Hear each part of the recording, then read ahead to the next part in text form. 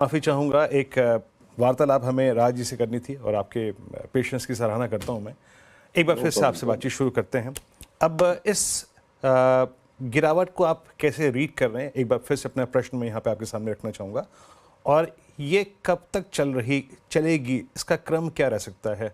अब अपने आप को, अपनी लिक्विडिटी को आप कैसे प्लेस करेंगे अगले 1-2 महीने के लिए? इस पर आपकी राय है। जी, वीरेंद्र जी देखिए मेन क्या जब मोदी सरकार वापस आई, जो वहाँ पे करेक्शन आई और इस करेक्शन में डिफरेंस क्या है कि वहाँ पे मार्केट का एक अहम हिस्सा था जो चला नहीं था, that was the large caps. अब वो लार्ज कैप्स भी पिछले अगर हम जुलाई ऑनवर्ड्स देखें, मिड जुलाई ऑनवर्ड्स में एक इवेंट हुआ जहाँ पे जो लीडर्स थे इस बुल मार्केट के, स्पेशली जैसे कैपिटल गुड्स या फिर आप बोल सकते हैं डिफेंस, रेलवेज, इंफ्रास्ट्रक्चर, इन सबको मार्केट ने छोड़ दिया फॉर अ करेक्शन एंड जो लार्ज कैप्स थे या डिफेंसिव्स थे, मार्केट का जो फोकस था शिफ्ट हुआ वहां इस साइड पे। This clearly shows when you जब आप लीडर्स को छोड़ देते हैं और डिफेंसिव्स को पिकअप करने लग जाते हैं कि मार्केट अब अपने आप को एक मंदी की तरफ ले जाने की तैयारी कर रहा है। अब इस हमारा मार्केट का बेयर मिनिमम टारगेट 26,300 था, जब हमें लगता था कि लार्ज कैप्स ने अपना एक लेवल, ये टारगेट बड़ा सिंपल है सर, इसको इलियट वेव थ्योरी के थ्रू जो 7,500 से 18,600 तक हम वेव वन में चले और उसके बाद 15,200 से सेम अगर हम पॉइंट्स ऐड करते हैं तो 26,300 बनता है। वर्ल्ड ओवर बड़ा माना हुआ टारगेट है और ये टारगेट 26,300 का इंडियन मार्केट्स पूरा करके आई हैं। क्या उससे ऊपर नहीं जा सकती? जरूर जा सकती हैं और हमें अभी भी लगता है कि उससे ऊपर जाएंगी, बिकॉज ये एक बहुत ऑब्वियस टारगेट हो जाता है। लेकिन मार्केट्स ने अपना जो ब्रॉडर करेक्टर है, ब्रॉडर स्ट्रेंथ है, जो लीडर्स हैं उनको छोड़ दिया है। धीरे धीरे मार्केट्स में जो लिक्विडिटी को हम लेके चल रहे हैं कि लिक्विडिटी बहुत ज्यादा है, वो लिक्विडिटी अब सक इन हो रही है, बड़े आईपीओ आने वाले हैं। मैं एक कंपनी को देख रहा था जिसको हमने बहुत नीचे से ओन किया। जब जुलाई से कंपनी चली तो 26 तो टोटल 10,000 करोड़ की थी। आज अगर गवर्नमेंट उसका 10% हिस्सा बेच के अपने नॉर्म्स में वापस आती है तो 10,000 करोड़ चाहिए, मतलब the company is grown 10 times. तो लिक्विडिटी मुझे लगता है मार्केट में जितनी भी होगी वो सक इन हो जाएगी, but somewhere yes the market का जो करेक्टर था पिछले फॉल से अब तक, जो आप मेरे से पूछ रहे थे कि क्या चेंज है, हाँ करेक्टर में जरूर चेंज आया है। लीडर्स ने जवाब दे चुका है, मार्केट में पार्टिसिपेशन रिटेल की बहुत ज्यादा बढ़ गई है और थोड़ी एक्सपेक्टेशंस भी एक्स्ट्रा ऑर्डिनरी हो गई है मार्केट से as compare to other asset classes. And I believe equity markets always have have from time to time उनको रिटर्न टू मीन्स करना पड़ता है to set the expectations right. तो वैसा ही कुछ मार्केट में देखने को मिल रहा है। हाँ, पर अगर आप 3 साल की एक्सपेक्टेशन लेके चलते हैं तो Indian markets I still believe are one of the best asset classes to be. China में तो हम पैसा लगा नहीं सकते हैं, तो वो हमारे लिए आउट ऑफ क्वेश्चन है। और लगाने को मिले तो भी हम, मुझे लगता है कि नहीं लगाना चाहिए, क्योंकि भाव भगवान है। हम 2008 से 2008 में मैं था मार्केट में 2250 का लो लगा था निफ्टी का, आज हम 25,000 पे हैं और चाइनीज मार्केट ऑलमोस्ट वहीं कहीं घूम रही है। तो सिंपली मुझे ये लगता है कि इंडियन मार्केट्स में आपको कहीं ना कहीं थोड़ा सा कॉशन एक्सरसाइज करना चाहिए। अगर आपके पोर्टफोलियो में लार्ज कैप्स की तरफ ज्यादा इंक्लिनेशन होना चाहिए, थोड़ा डिफेंसिव्स के अगेंस्ट की तरफ, सॉरी डिफेंसिव्स की तरफ आपकी इंक्लिनेशन ज्यादा होनी चाहिए। और ज्यादातर मार्केट्स में ये देखा गया है कि जब जो सिग्नल्स नीचे, जैसे ब्रेकआउट्स, बहुत सारे लोग ब्रेकआउट्स से पे स्टॉक्स खरीदते हैं, जो सिग्नल्स नीचे आपको एक बहुत बढ़िया बाइंग अपॉर्चुनिटी देते हैं, वही सिग्नल्स ऊपर आके एक्सपेंसिव मार्केट्स में आपको कहीं ना कहीं एक फॉल्स सिग्नल्स देते हैं। तो थोड़ा सा टाइम ऑफ कॉशन, बहुत पैसा कमाया पिछले 2 साल में, इस पैसे को कहीं ना कहीं कंजर्व करने की जो कोशिश है वो करी जानी चाहिए।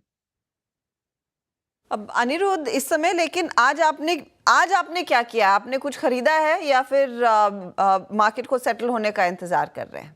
नहीं मैम, तो हमने कुछ भी अभी खरीदा नहीं है। हमारा एक शिफ्ट चल रहा है, जैसे मैंने आपको बताया, towards defensive, that is going on from the last couple of months.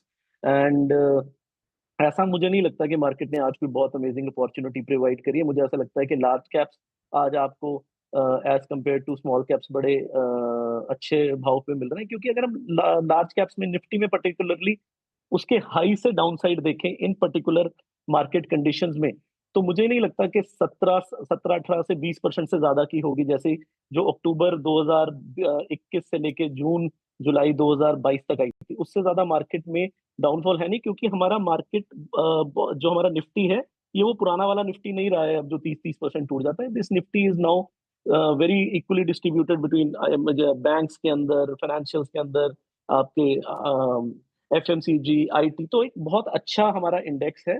तो जब भी इस इंडेक्स में आपको मिले अच्छा मौका मिले, तो आपको जैसे आज 2% निफ्टी डाउन है, तो अगर कुछ लेना हो तो आज मैं निफ्टी जरूर निफ्टी ईटीएफ लेने की कोशिश करूंगा। ओके, आप निफ्टी ईटीएफ पर फोकस करना चाहेंगे।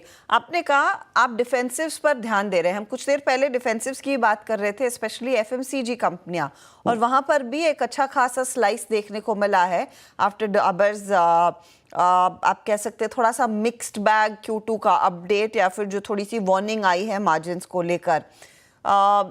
डिफेंसिव्स में आपको सबसे ज्यादा कंफर्ट क्या देता है? मैम, मेरे पास डिफेंसिव्स की 13 कंपनियां हैं। जब भी मुझे मार्केट महंगा लगता है, ये आज से नहीं है, ये पिछले 15 साल से महंगे मार्केट में हम वो 13 कंपनियां लेते हैं जिनके नाम हम सब जानते हैं। एग्जाम्पल देने के लिए, somewhere of the examples like ITC, liver, ये कंपनीज के साथ फायदा सिर्फ ये है। सबसे अच्छा फायदा क्या है? एक तो आपको इन्फ्लेशन एडेड ग्रोथ ये देती है। दूसरी चीज ये है कि it is not only about company. हम कंपनी पे फोकस करते हैं इन द लॉन्ग रन, जो हमें करना चाहिए, but whenever the markets are expensive, और वैल्यू एंड ग्रोथ का जो पैसा है वो ऑटोमेटिकली जब डिफेंसिव्स में शिफ्ट होता है ड्यूरिंग अ मार्केट क्रैश, तो इन ये मार्केट्स को कुशन देती हैं। मैं आपको एक फैक्ट शेयर करना चाहूंगा। 2008 में हमने ये देखा, जब निफ्टी 66% का क्रैश आया था, ये कंपनीज जो डिफेंसिव्स हैं इनमें सिर्फ 20 या 21% का क्रैश आया था। तो this is what defensives provide you in an expensive market. तो अगर आपको लगता है मार्केट एक्सपेंसिव हो रहा है, तो धीरे धीरे आपके पोर्टफोलियो का कन्वर्जन डिफेंसिव्स की तरफ थोड़ा सा होना चाहिए। अच्छा, मैं आपसे एक बात पूछना चाहूँगा। इनफैक्ट मैं आज ही ना सुबह सुबह एक कॉलर शो कर रहा था, और उसमें मुझे एक बात फील हुई, अनिरुद्ध जी आप यकीन मानिए, कि पीएसयूज़ में रिटेल बहुत बड़ी तरीके से ट्रैप है इस वक्त। मैं मतलब 5 सवाल आए कभी कम से कम पीएसयूज़ को लेकर। पीएसयूज़ का मोमेंटम तो लूज भी हुआ, और अब अच्छी खबरों पे इन्होंने रिएक्ट करना बंद कर दिया है, स्पेशली डिफेंस स्पेस। पीएसयूज़ के लिए आपने क्या किया? आपके पोर्टफोलियो में क्या है? क्या स्ट्रेटेजी अडॉप्ट कर रहे हैं आप लोग इस वक्त, या फिर आप लोग ऊपर बुकआउट करके निकल गए थे? नहीं जी, नहीं निकल पाए ऊपर बुकआउट करके। तो जो पिछले 1-1.5 महीने में हमने पीएसयूज में कमाया, तो वो हमें मार्केट को वापस देना पड़ा। और हमने एक स्ट्रैटेजिक शिफ्ट अडॉप्ट किया कि हम धीरे धीरे पीएसयू से शिफ्ट होकर डिफेंसिव में चले गए।